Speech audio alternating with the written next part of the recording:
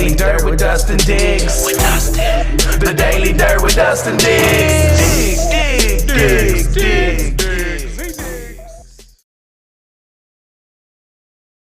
Okay, I'll let you get into it. All right, welcome to the Daily Dirt with Dustin Diggs. We got Justin Williams here, Piece of Punk Podcast, right? I get it right? Pop Punk Pizza Party Podcast. Here, this is what I'll do. This is what we do. We just click to it. That way the audience can see it. So, I'll say it 5 times fast too. Pop Punk Pizza Party Podcast, Pop Punk Pizza Party Podcast, Pop Punk Pizza Party Podcast, Pop Punk Pizza Party Podcast, and Pop Punk Pizza Party Podcast. That's good. That's good. Your buddy Kyle was on a couple weeks ago. Great guy. Kyle Lindsay, my best buddy. Kyle Lindsay, yeah. What a great guy. Smart guy. Very smart when it comes to like the social media stuff. Absolutely.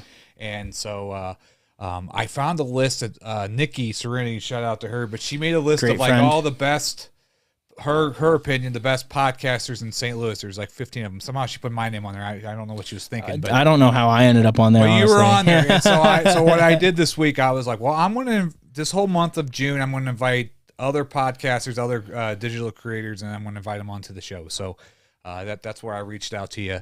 And so tell me a little bit about, to be here. yeah, tell me a little bit, a little backstory. So how did you kind of get into this whole media thing?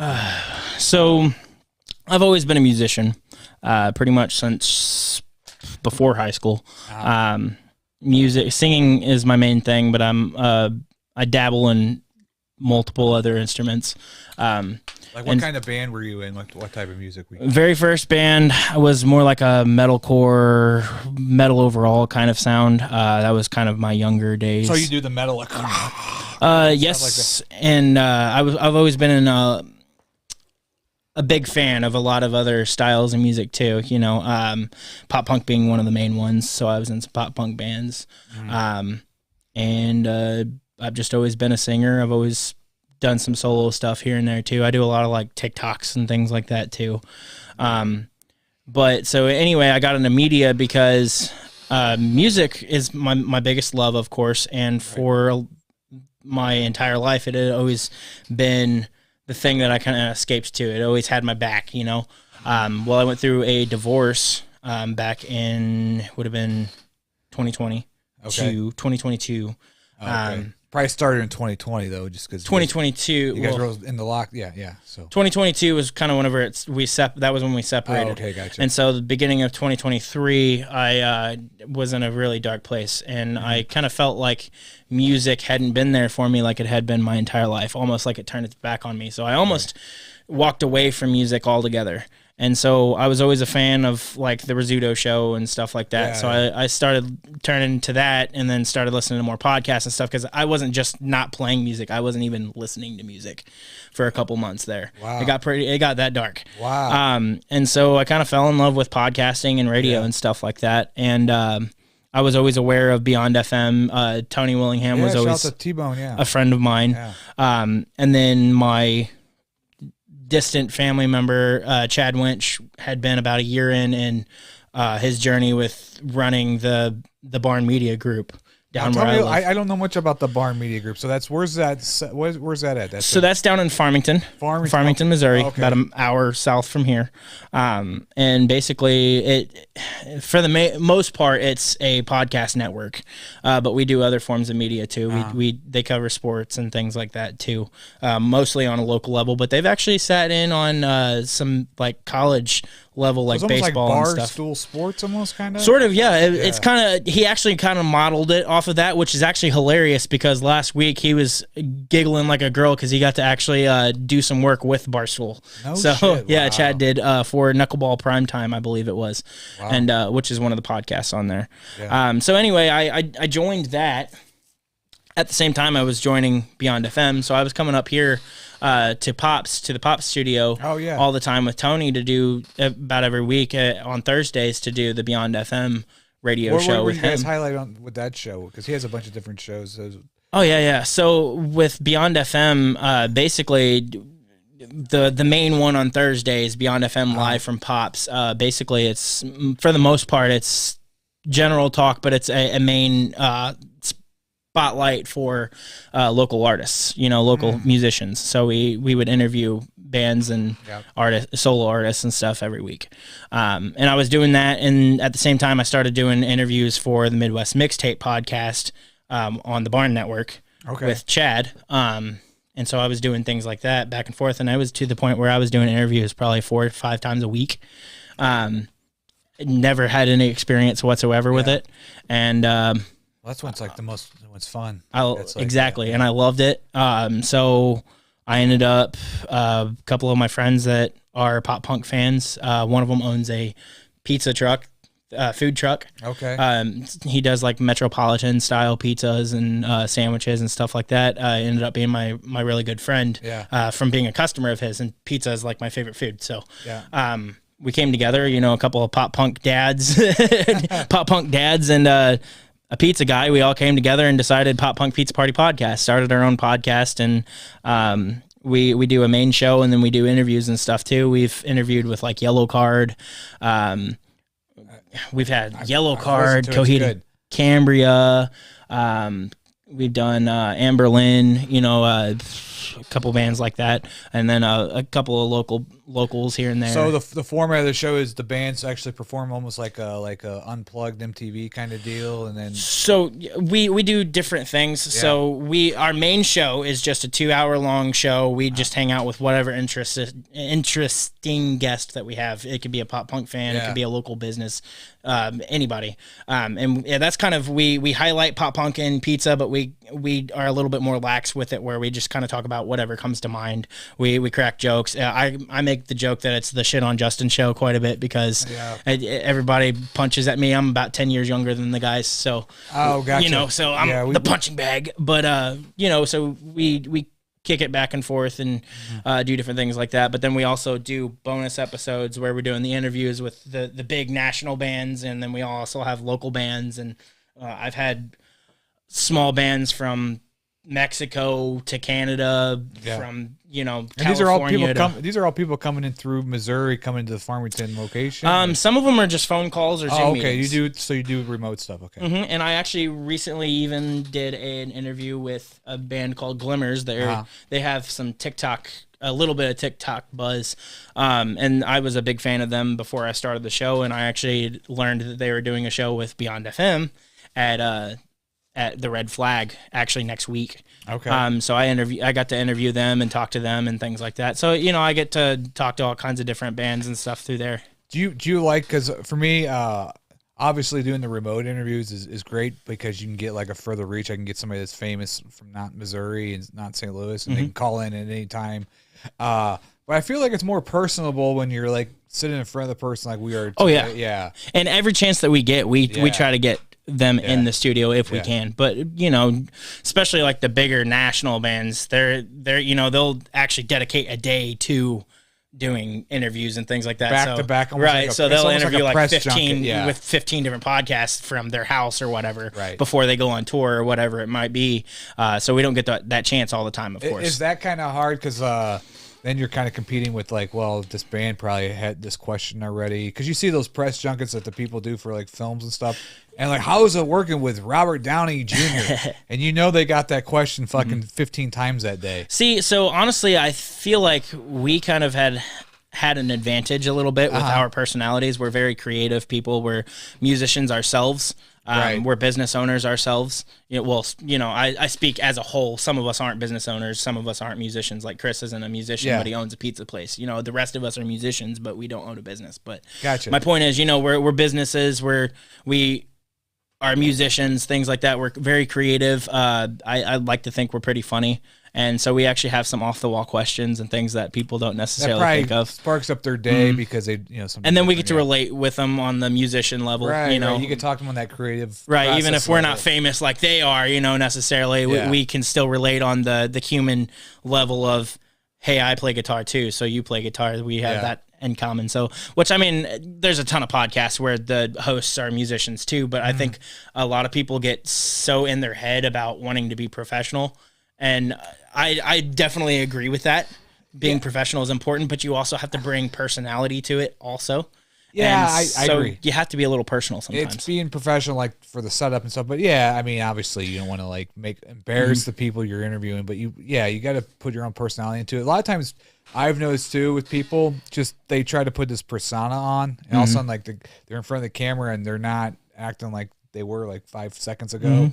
And I think that people now can see that if you're trying to put on some kind of persona, if you're going to just be yourself. Exactly. I'm way better. Yeah. I'm myself 100% of the time, you know, and sometimes that's a good thing. Sometimes that's a bad thing. I'll always apologize if I realize it's a bad thing, but, you know, and I try to be a little bit edgy and funny sometimes too. Like when I interviewed the Glimmers band, so their lead singer is a female and her boyfriend is their guitar player.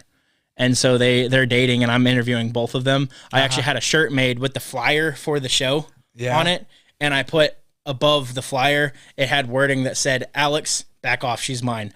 And I wore it for the interview, and all the guys on the show, they were like, "You shouldn't do that. They're gonna hate that," and they absolutely loved it. They laughed. They thought it was funny. Right. It was a great time. Did you tell them about the shirt, or did you just start the podcast? I told them before we went live. Oh, okay. But I was on the Zoom call with them and surprised him with it. But I was like, hey, before we go live, I just wanted to see if this was okay. You know? Yeah. No, it's funny, yeah. I mean, just funny just to see the reaction when they first see it, though. Yeah. Right. That's good television. So, how long have you been doing the pop punk pizza party podcast? So we actually started back in late September, early October. We're actually only about 40 episodes in. We do at least one episode a week, and that's not counting the interviews and stuff. That's just the main 2-hour episodes. Damn, that's good. Yeah, you guys are killing it. We've been consistent. Yeah, well, I think that's when I guess people started noticing what I was doing here in the basement. I was on a consistent, like every day I was making sure I was putting something new out. So. Oh yeah, like even if you're not doing the show or anything like that, you're making social media posts. Like we try to be very engaging with our listeners. We kind of grew pretty fast. Actually, most of the audience that we have now, we grew in the first probably 5 episodes, 5 or 6 episodes. And we've had a little bit of a steady growth since then, but for the most part, it's been a big blow up because life kind of happened, so I wasn't as consistent with the posting stuff. But you know, we post drafts and stuff. We do drafts on the show, so we post those drafts online. We're doing pop punk related things and pizza related memes and things like that. You know, so we became a meme page and stuff too. And I think a lot of people love interacting with that as well. Yeah, it's a great show. You guys are doing a really good job. I really enjoyed it. I try to watch as much as I can. Obviously, I'm busy doing my shit too, but I try to tap in. I've tapped in a couple times and checked it out. It's a great show you guys are putting together. Here's a question for you. Okay. Pizza's your favorite food. What's the best pizza place in St. Louis? Best pizza place in St. Louis? Yes. So Chris could give you a better answer because he actually comes up like every other week and tries a different pizza place because he absolutely loves pizza even more than I do. Yeah. I don't want to hurt your sponsorship here with stuff. Oh, no. I'm just kidding. No, Chris loves pizza up here too. So out of the places that I know of, I love Benny's Pizza. Benny's Pizza Pub. It's Belleville. Okay, Benny's Pizza. I'm gonna write. Actually, I'll watch this back and get that. Okay, I'm gonna check that out. Yeah, it's good stuff. What do you think of pie? I think it's Pie Pizza. Pie Guys. Yeah, Pie Guys. Is it Pie Guys? Yeah. Chris talks about them a lot. I haven't had them yet though. Yeah, I think it's in Delmar, I believe. Yeah. Yeah, and I think that's probably Chris's favorite place, if not one of them. He loves Pie Guys. Now, the pizza that he has at his shop, what's unique about his pizza? So he has a metropolitan style because he actually, he's a food truck, Chris is, which is the Fired food truck. If I didn't mention the name yet, I don't know if I did or not. No. But he's our sponsor. He's actually a food truck, so, he has limited things that he can do. So he does metropolitan style pizzas. Really, the main unique thing that I love about what he does is he's got the science down. He knows the correct portions for the sauces and the cheese, and he's built it to this level that he knows exactly what works and what doesn't work. But he also makes unique pizzas. He's made a Nacho Libre. He's made a which has a ton of different things. I'm not getting into the toppings, but he pushes some boundaries and makes unique style pizzas. Like my very first experience of his. I wasn't friends with him yet. I was just trying him out. I saw a pizza called an Everything Roni, and I was like, "What the hell is an Everything Roni?" Yeah, so I look at the menu, and it's got pepperoni, everything bagel seasoning, and cream cheese. And I'm like, that sounds gross. Yeah. And I went and I tried it. It was the greatest pizza I ever had in my life. Really? Absolutely. Okay. And we're talkers, so we just became friends from that experience. And I tried all of his other pizzas ever since. But he makes unique cheese breads and stuff. Like he's got a cheese bread that is a jalapeno popper stuffed cheese bread. Mm-hmm. That's my favorite thing on his menu right now. Wow. And he makes sandwiches too. Yeah. And I believe... And this all out of a food truck? All out of a food truck. Wow. Him and his wife, just the two of them. I love that movie. It's called Chef. It's with, I forgot, John Favreau or something. But he travels... In the movie, he does a road trip with his food truck. And I think, man, that would be so fucking sweet if I ever... That would be cool. Knew how to make food, and two, had a food truck. Yep. Take a little road trip. Well, his dream one day is actually to own his own building and do his own thing too. So he's got expansion plans, and he's going to do more than just the Metropolitan and things like that. I think he definitely wants to do like Brooklyn style and things like that. I won't say anything else because I don't know what I'm supposed to know and what I'm not supposed to know. Yeah, if he owned a building, he could have like a studio in the back, the pizza in the front. So because the thing, I used to have a studio, and it's so hard to keep that overhead. But if I had like a pizza place in the front of my studio, I could still be open. I could not be in my basement. But yeah. So a little bit more about yourself. You were telling me you do voices, and so tell me about it's kind of a voice actor kind of thing. So it's kind of a new idea. So over the years, I've got major ADHD and things. So I've watched a lot of animated series and things like that, and I have kids now, so I see a lot of cartoons and things like that. I've always just been a very vocal person. As a singer, a talker, I'm obviously a talker. And so whenever I see these things, I'm like a mockingbird. I want to sit here and try to mimic things. So I've always kind of created these little character voices and stuff like that, or done things like, Ohana. Ohana means family. Family means no one gets left behind or forgotten or stupid. Just crazy things like that. Or like, Christmas time is here. Time for toys and time for cheer. I've always made like little crazy voices and stuff like that. And so I kind of, after I started doing the podcasting, I was like, I kind of want to like incorporate this in some way, like with the voices and things. And so I kind of like started reading some scripts and kind of building my own characters a little bit. I don't really have names for them, but I've started trying to build some character voices and kind of get into the comfortability of it before I start actually trying to make a career out of it. But I wonder how like people like South Park, because some of those guys, they do like same thing with The Simpsons. Some people do like, multiple voices. When you come up with a character, do you have to draw the character, see a visual of the character to make the voice? You have to. So for me, a lot of things that I do with your vocals, or how you doing it? So for me, what I've done is I've seen like, I'm real big into TikTok right now. I think the whole world is. So I'll see people that are doing similar like little things like that, and they do animations, like little animated pictures. So what I will do is I will look at like an animated picture, and I'll be like, what would that sound like?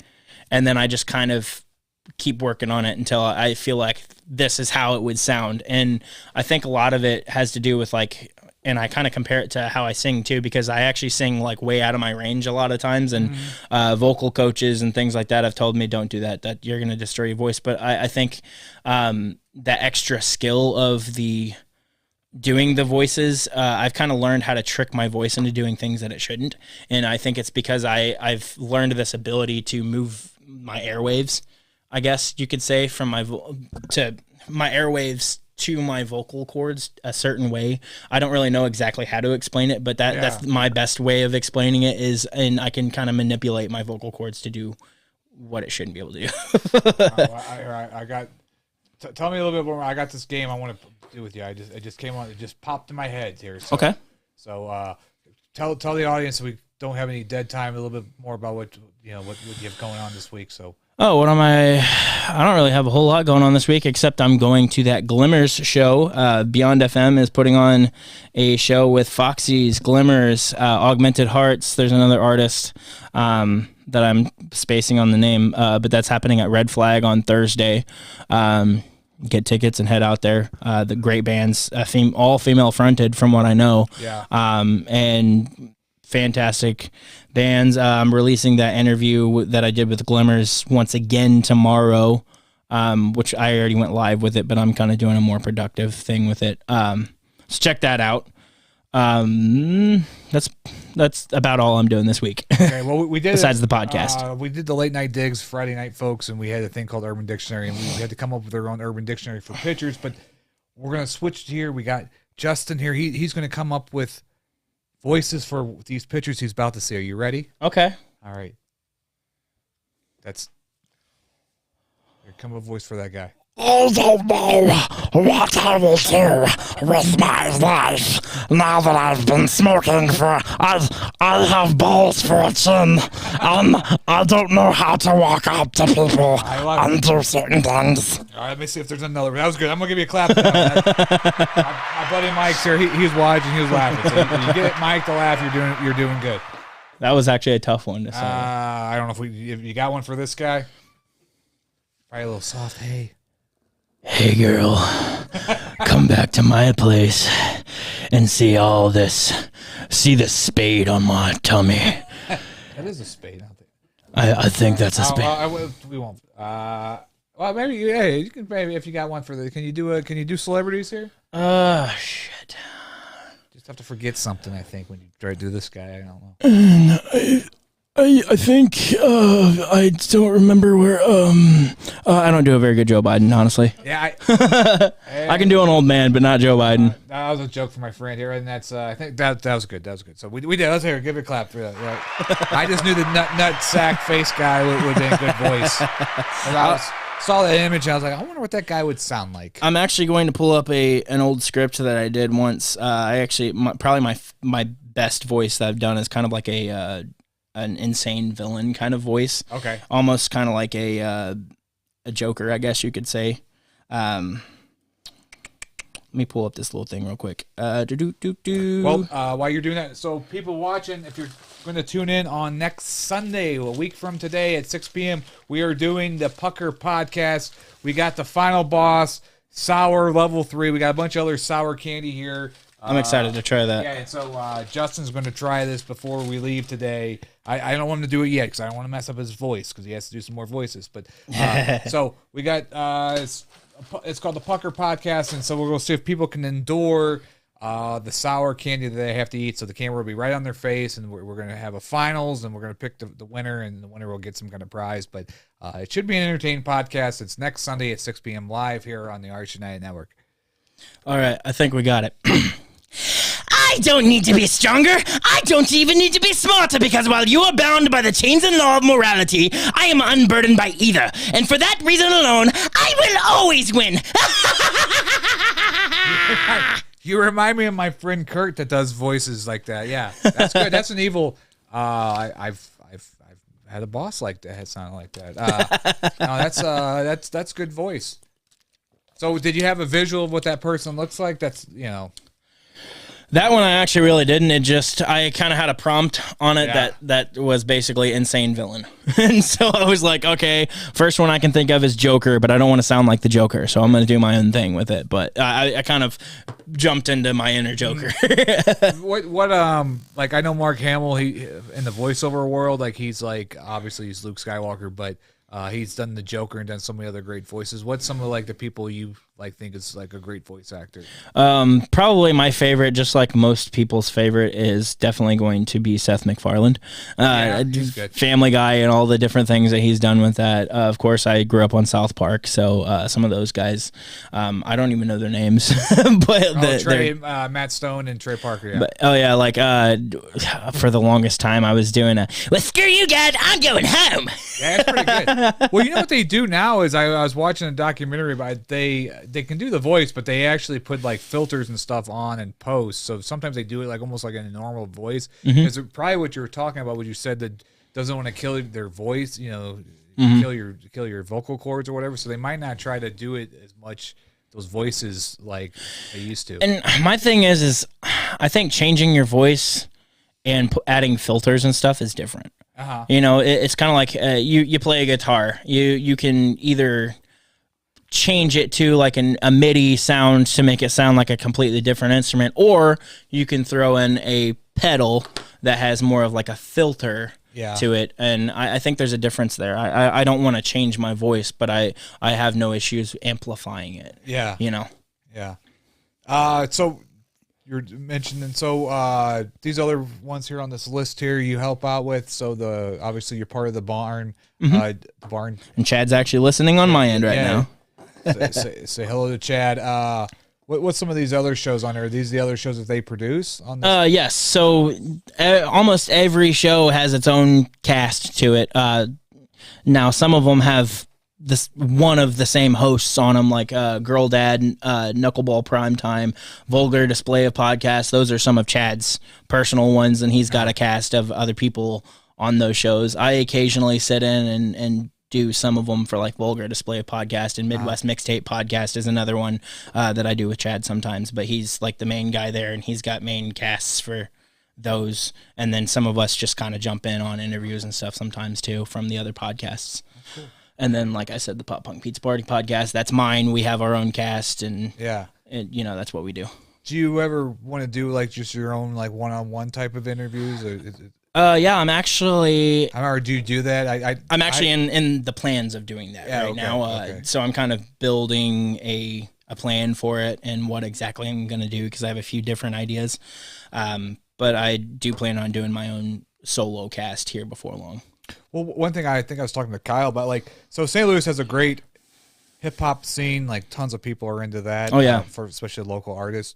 But the punk scene is really popular in St. Louis, like the underground punk scene. Oh yeah, and kind of how long has that been something that's kind of fresh in St. Louis, or that's been around for a while? I would say the punk scene has been around for a long time. You know, at least since I've been around in it. And I'm only 28, so you know I've only been around it for since I was a teenager. So about roughly 10 to 15 years. Yeah. I think it's been around for longer than that. You know, there was a lot of punk bands and stuff around for a while. So I think the punk scene is kind of big. It's just not as popularized as like hip hop and things like that. Yeah.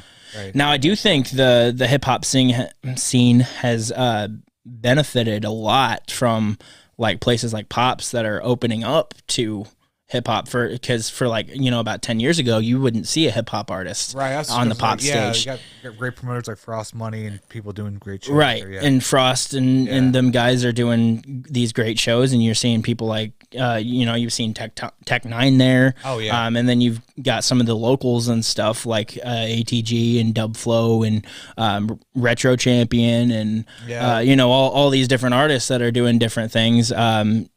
Egan's Rats, you know, the list goes on. They're doing all, and I'm cool with all of these guys. I've gotten a chance to meet with most of them. If I haven't met with them, I've had a conversation with them online or whatever. And Egan's Rats played on one of her shows and been to her old studio, and then Retro Champ's been to the Rat Hole plenty of times. Yeah, Frost Money's been here a couple times. So I got to meet Frost whenever I was doing Beyond FM too. That was a good time. I think the punk scene's been around for a long time. It just hasn't been as glamorized, I think, as the hip hop scene has started to get, which I don't think is necessarily a bad thing. You say the underground punk scene, that's kind of what punk is in essence. You know, it's kind of going again. It's the rebellion from the system, you know.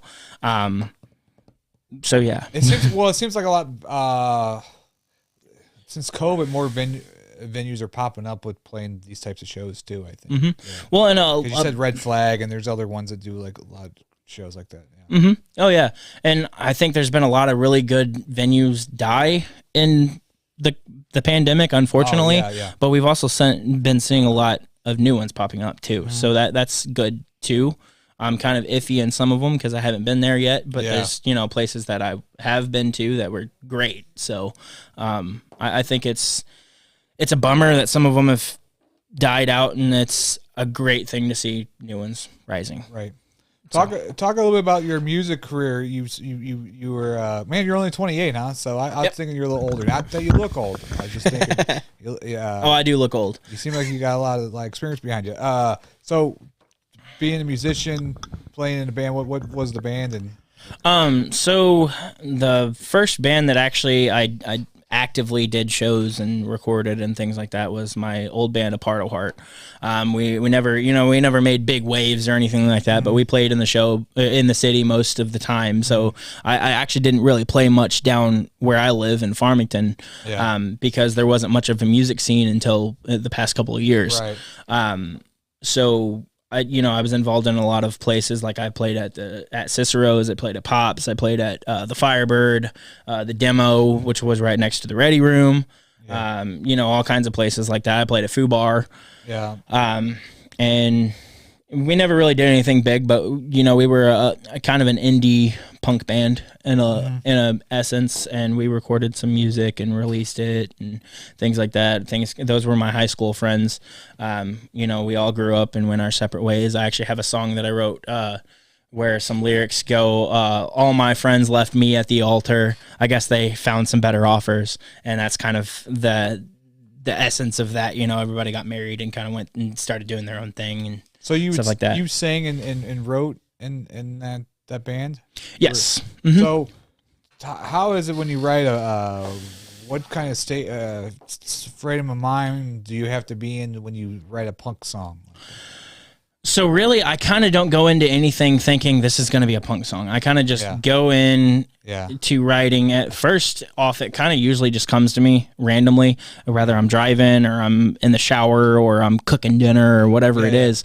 It randomly comes to me, and it's usually like it comes to me in like chorus form, and then I write around that. And usually it's like a melody that comes in my head with some lyrics, and then I just kind of start singing that. Like one that I'm working on right now goes like. Actually, there's a few of them. I like you like an arsonist likes flames, and can you really blame me? So it just started as that like one line right there. Yeah. And then I kind of feel a song already though. That's build around that, and that's kind of just how it comes to me. And sometimes it ends up being a punk song, and sometimes it doesn't even sound like it could be a punk song. Like I've came up with hip hop ideas, and I'm not a hip hop artist by any means. Right.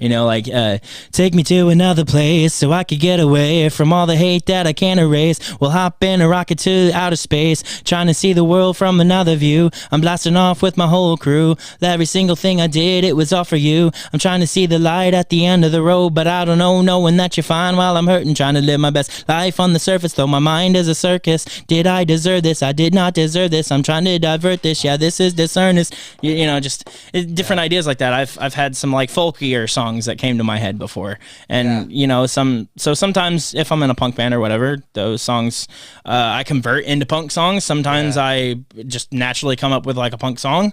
Yeah. Or I just don't use it at all, and I end up shelving it for something later. For a podcast. Right. That sounded good. What do you think, Mike? Thumbs up on that one. Mike's impressed. Thanks. That was fucking awesome. Yeah. Wow. I didn't expect that. That was cool. Yeah, I would like to say I'm a singer-songwriter first, but the thing that sucks the most is like that's the thing that I kind of have the least amount of things out there for, mainly because I'm a bit of a perfectionist, so I'm real picky about quality and things like that. So I don't have the money and time to put into the quality that I want to put into stuff, and so that's kind of the thing that's been the dead space for me, as far as that's the thing that I'm most skilled at, but it's the thing that you see the least from me. Yeah, I get that. Well, I know people like that they don't want to put anything out there because they don't have the right equipment or whatever. But like, I don't know. It's still, for me, it's still practice. Like when we first started this, it wasn't anything like this, and so I mean. But see, I wasn't probably as good as I was now back then either, I guess. I don't know. I'm also just like a general content creator too, so like I still do like singing videos and stuff, for example. Like I do shorts on YouTube and Instagram and TikTok, of course, and Facebook. I do what I call car karaoke, and I'll just take a song or a popular song that's going around right now, and I will do an a cappella cover of that song 30 seconds or whatever of it. On TikTok? Mm-hmm. What type of following do you have on TikTok? I don't know if I actually don't really have a huge following on TikTok. I probably have like a little over 200 followers. Oh, okay. Not a lot. Facebook is my biggest following, I would say, because I do a little bit of everything. I do little comedy posts and stuff too. Like just a random, like yesterday I posted, I pray that all my friends shit their pants today, and people just love it. Don't wish that negativity on me, and just things like that. Were you all like serious about it? Serious kind of, I got a serious thing, and then you said it, like when you did your post. Sometimes I have serious things to say, and sometimes I literally am like, let's get a giggle today. Well, sometimes it's funny to do like a video where it's like the audience thinks it's going to be serious, and then something like shit your pants, like. Mm-hmm. Oh, and I do all kinds of weird stuff on there. Like I had one, I shared a meme that somebody else had done, and it was one of those memes about stop rapping, we need electricians or something like that, and I did that as like a poke at all of my hip-hop friends, right? Oh yeah. And one guy I don't even know got offended by it, and he was trashing. All my followers got on it, was defending it and all this crap, and then I ended up talking to him, and we got in an argument or whatever, and then I was like, you know what, I actually recorded a reel, it was just like a little diss that I did at him, and the audience thought it was funny and things like that, and I actually got turned down for an insurance job for that. But I don't regret it. Yeah. I won. It was hilarious. That's why people still get like offended on other people's posts and memes. I mean, I don't know. Memes are supposed to be funny and be offensive anyways. I mean, so I don't know. It's just, and yeah, so I think that's changing. I think the pendulum's swinging back. By the way, I don't think people are as offended as they were like maybe 3 years ago. I think cancel culture is starting to die down because people are busy now. People were just sitting around doing nothing for a while, so they had nothing to do but get upset. That's true. That's true. I didn't even think about. You know what? You're right. You're right. They're just sitting at home. Well, that's like. The whole MGK Eminem diss, right? That was one of the biggest things out there. Of course, any diss that Eminem does that he's involved in is gonna be big, but it was so much bigger because we were all sitting around doing nothing. So it was easy to look at that and be like, okay, Team Eminem, Team MGK or whatever, and then argue back and forth about it.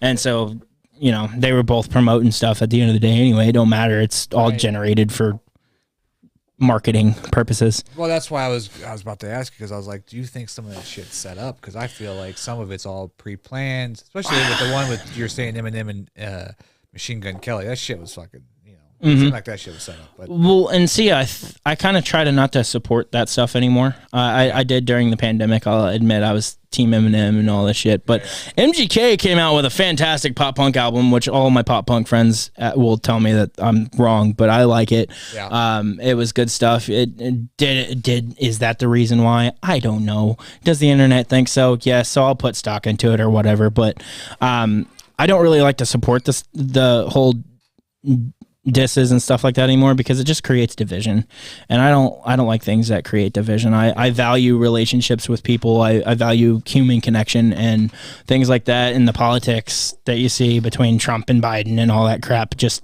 divides people and distracts you from things that are more important. And shit's gonna get so bad here in the next 5 months. It's and I don't plan on being a part of any of it. We'll try to stay out. I want the quality of life to get better. I don't. Yes, same here. Yeah. I want to be able to survive on my job, which I can't currently, but I'm doing it anyway. Well, back in the day, when my parents were my age, they were able to save money with every paycheck, and then now it seems like it's just paycheck to paycheck for people. Paycheck to paycheck, constantly in the negative. But guess what? My bills are paid. Right. Is that beef still going on with that Lamar? Was it Kendrick Lamar and somebody else? I forget. Yeah, and like I said, I don't pay attention to it. Yeah, okay. I'm not. I know it's a thing, but I don't even know enough to even tell you who the other artist is. That's a part of it. They still. Yeah. I just don't want to put stock into it. It's just pointless. What's the point in it? Other than they're promoting an album, and that's the way they think they're going to do it. So whatever.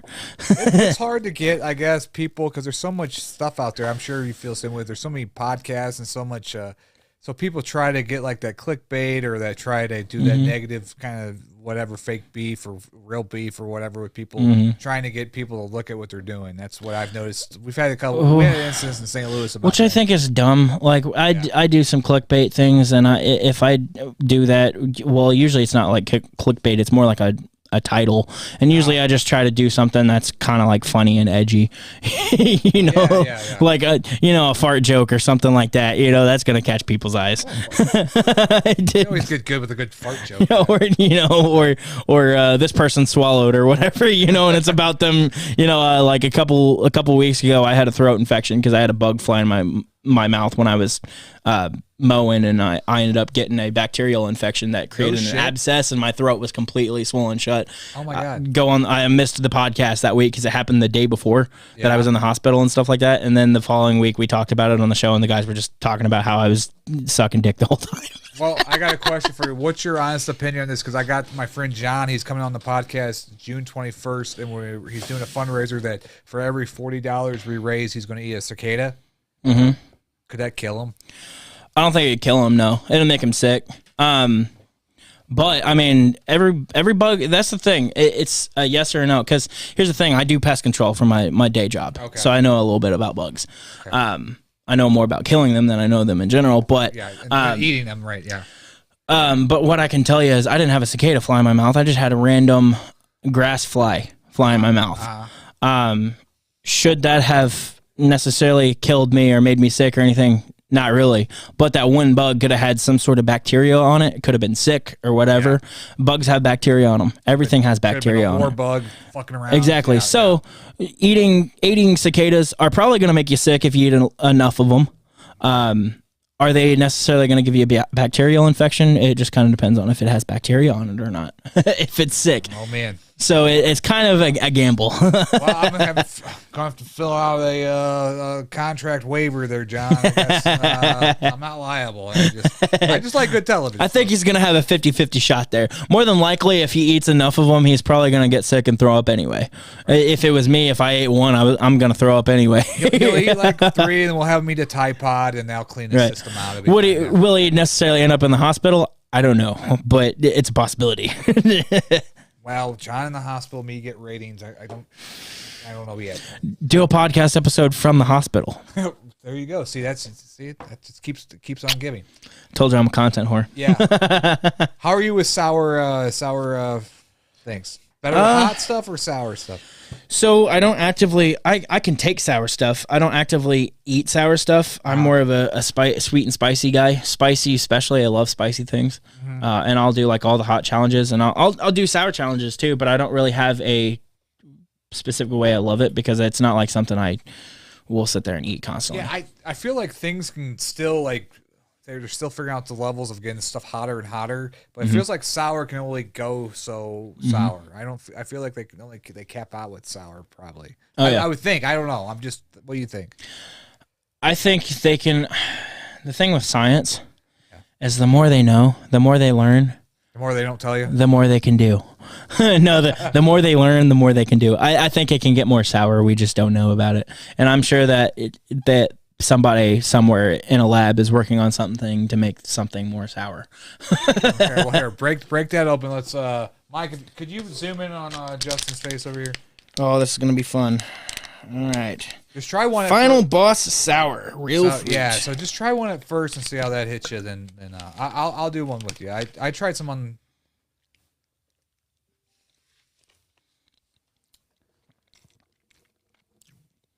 Sour, right? But I mean, it's like a warhead. Right. It's really not that bad. Right. All right, now try a couple more. Oh, zoom out a little bit so the focus. Yeah. There you go. We're here for the views, right? We're here for the views, yeah. Of course.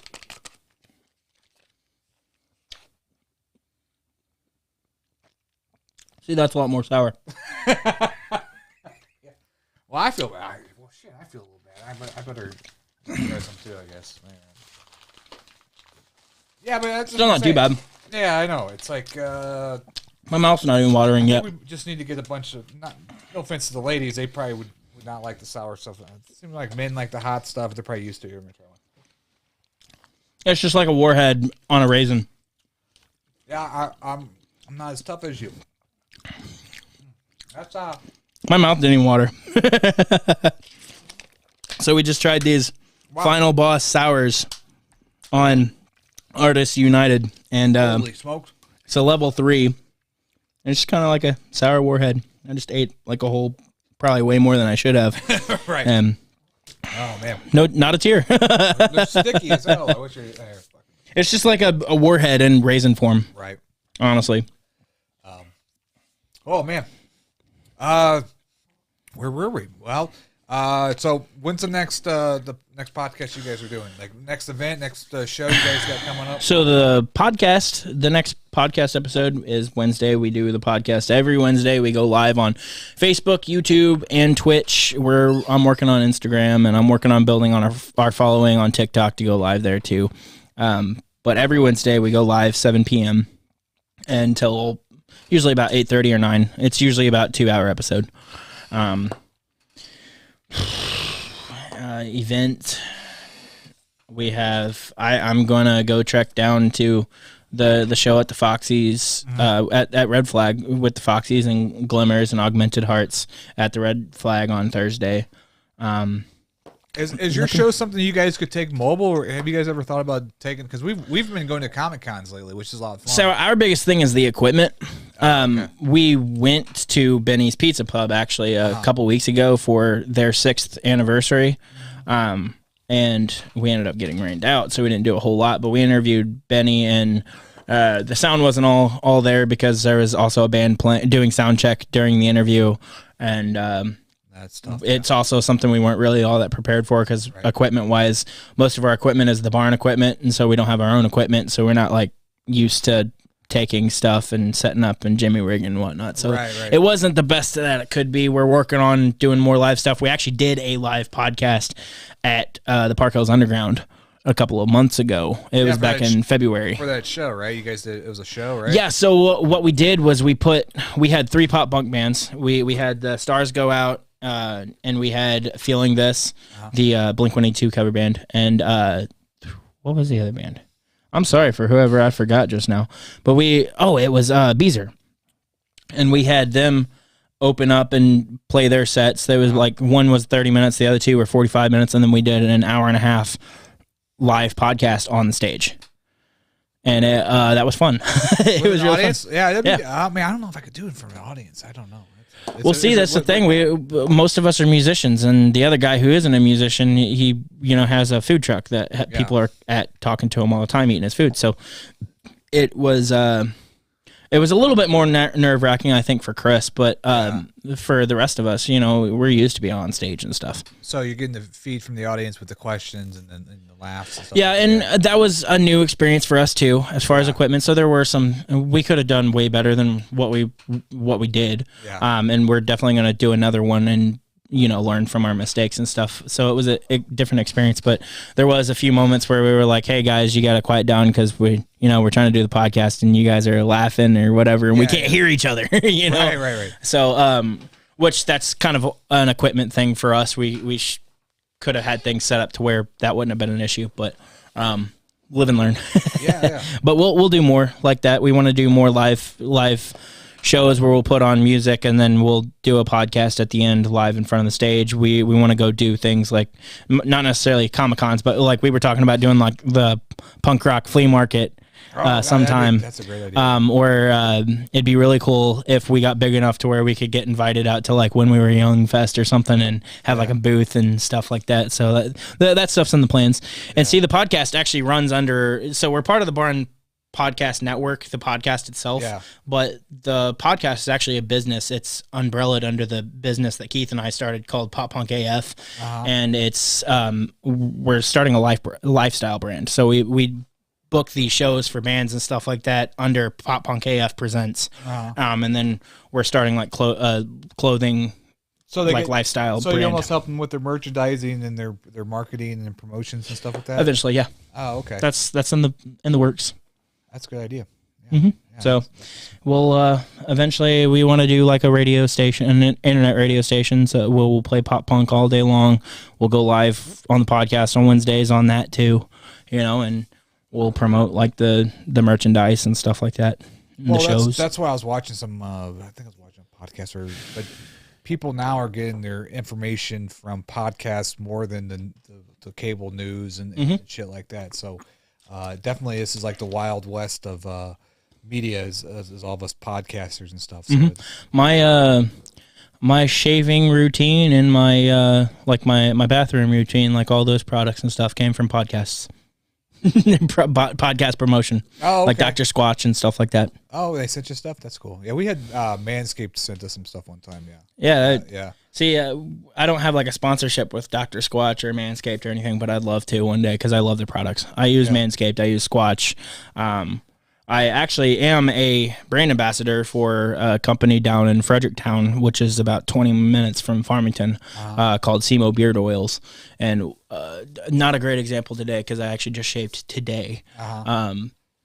But I got some beard oils and stuff from them, and I promote that for them. And that's cool. And I'm working on doing some events and stuff for them and things like that. So I'm like I said, I do everything. I'm a master of ceremonies. I've done extreme bar bingo. I've been the bingo guy. Did you ever, because you seem very funny and you're very witty, do you ever think about doing like stand-up comedy?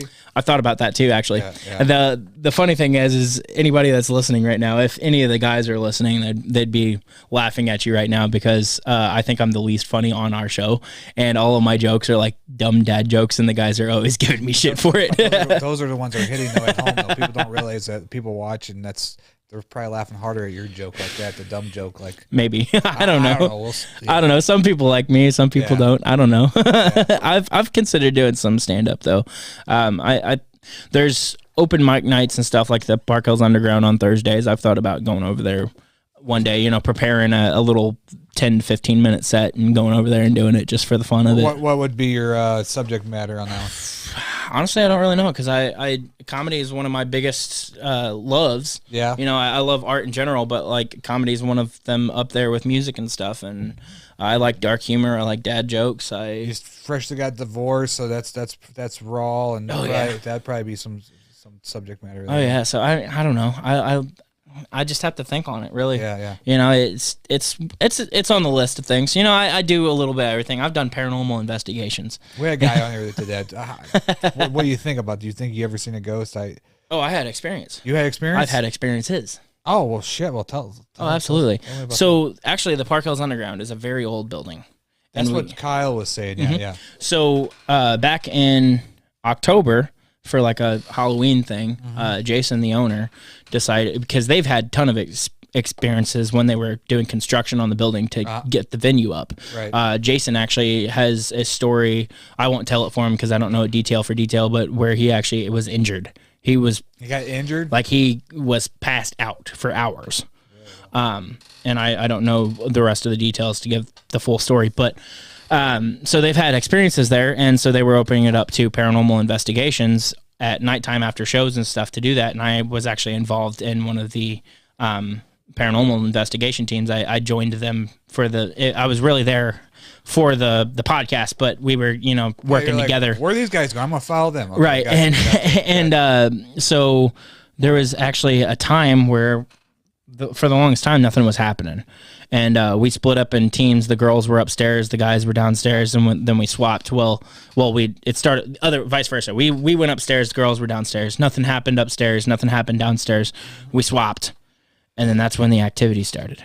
So Jason, he has some history on the building and starts talking about names of people that died and things like that. And he landed on the name of a little girl that had died there named Rose, or I think it was Rose or Rosie or something like that. And I'm sitting by the bar. Lights, it's completely dark in there. We just have some paranormal equipment in there, and I hear a noise. And apparently, I'm the only one that hear it. I hear like a bottle move behind the counter, and we had the ice machine turned off and everything. There's nothing making noise back there, and I was like, I swear something is going on here. And so I walk back behind the bar, and I start talking. He talks about Rose, and that's when the activity starts. So I kind of start talking to this entity, like, well, if there is an entity, I start talking like there's an entity there, as if it was like a little girl. And I was like, are you scared? Do you feel safe right now? If it would make you feel safer, you can hold my hand. And I reach my hand out, and my hand goes completely cold. I mean, ice cold. Ice cold, like dipped ice in like cold. a fucking ice water? Yes. Yeah, okay. And they pulled whenever I'm not someone who freaks out or whatever, like as far as like, oh, I just got touched or anything like that. Like I get excited in these situations. I hear something or I feel something brush the back of my neck or whatever. I'm like, holy shit, this is great. Right. Like keep this up. So, obviously I react to it and everybody's like, no way. And so they pull the SLS camera, which is, if anybody knows anything about paranormal equipment, the SLS camera is like the thing that creates like the stick figures. Based on, it'll take like these images, and if it sees something that's kind of like a humanoid type, it'll make a stick figure. Heat, infrared kind of deal? Or something like that, yeah. Okay. And so and I don't know all the science behind that either. I'm not a paranormal investigator. I was just a guest. Gotcha. And the SLS camera shows a stick figure of a little person holding my hand. No shit. Wow. And then I walk away and let somebody else, see if they get an experience. Nothing was happening. When you walked away, did your hand get warmer? Okay. And I walk halfway across the room, and I have my hands to my side, and I feel it again. And nothing's happening over at the bar anymore. And I go, holy shit, guys, shine that camera on me again. And there you go. There you have it. Once again, it's happening. And that was pretty much the only experience we had the whole time, except we went to this, now it's the MVP area, but it used to be just a storage closet in the underground, which is along the original wall of the building. And it was just this dark room, storage room. It's kind of like a storm shelter almost. So it's like pitch black in there. It looks like a cave, like one of those scenes you'd see from like one of the ghost shows or whatever. So like most people are like, oh, that's scary. That's creepy or whatever. We actually do. I can't remember what the method is called. The team knew what the method of it was, but it's like a little machine that you have headphones on. You can't hear anybody around you. You just hear these radio frequencies that just keep playing. Mm-hmm. And it just, but it'll randomly land on a station and it'll say a word and then it'll flip over. Well, they were asking me questions while I had these headphones on, but obviously I can't hear what they're saying. Well, my job was to say aloud whatever I heard the radio stations saying. And there was a couple of instances where I can't even remember which phrases, but the one that stuck out the most to me was "Your love is." Your love is? Or it was "Your love." Your love. Okay. Your love. And the thing that a couple of the other words that I said, apparently, according to them, correlated with the questions they were asking, but this one didn't correlate with the questions that were asked, but it did personally have something to do with me, because the one song that I play every time that I play that venue, when I actually play on stage, is called "Your Love Is." Wow. And it says "Your love." And of course, if I'm there playing a show, if there's something there, they've heard it before. Yeah. And so they correlated that with me. And I didn't even play that night. I was just there that night. Maybe they weren't a big fan. They're like, don't play that again. Don't play that I'm not sure. But it was enough to give me chills, because I'm like, of course. Your love is. I play that show. I play that song every time I play here.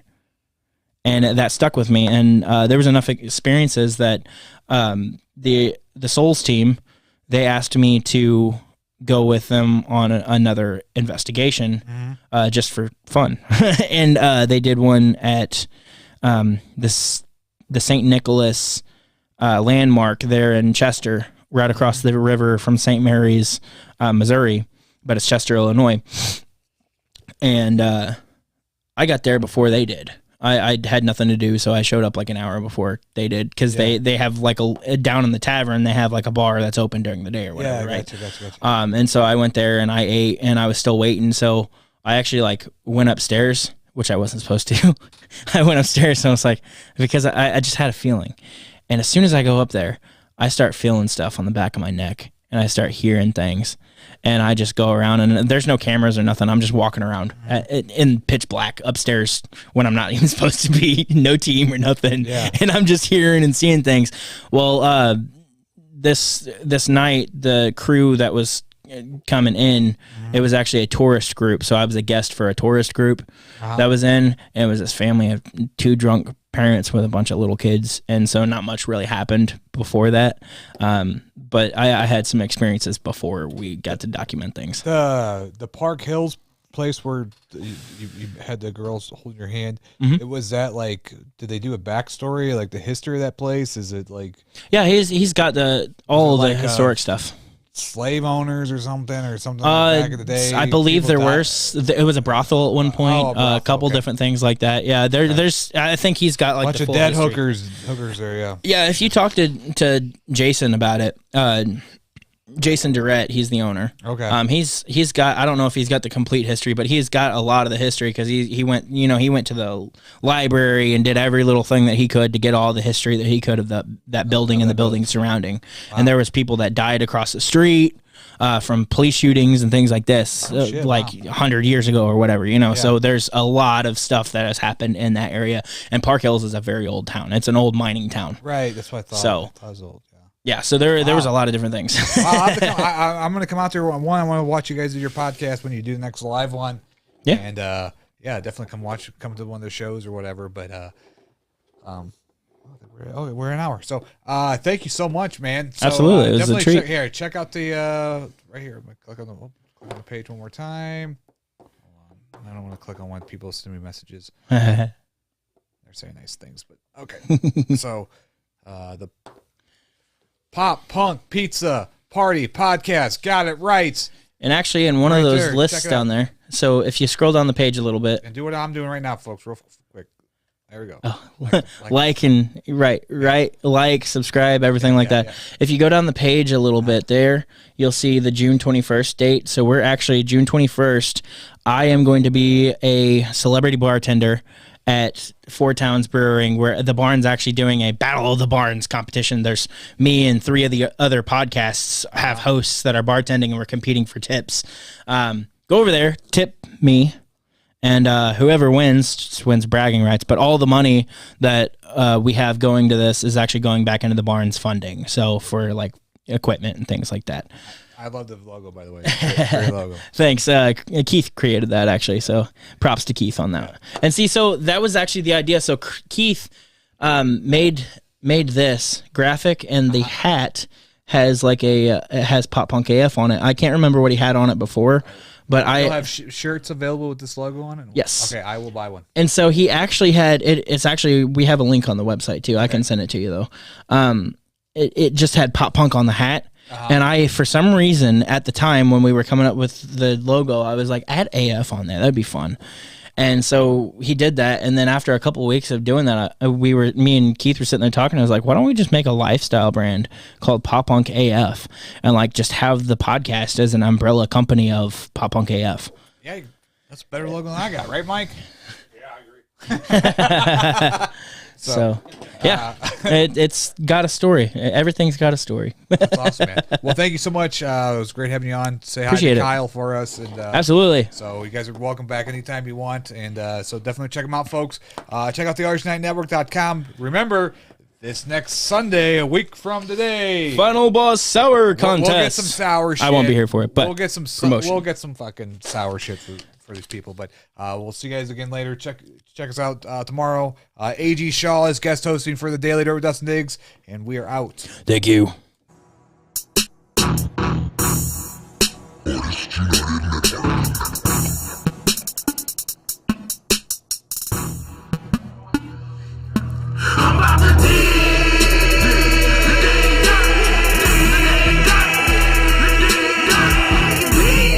The Daily Dirt with Dustin Diggs. The Daily Dirt with Dustin Diggs.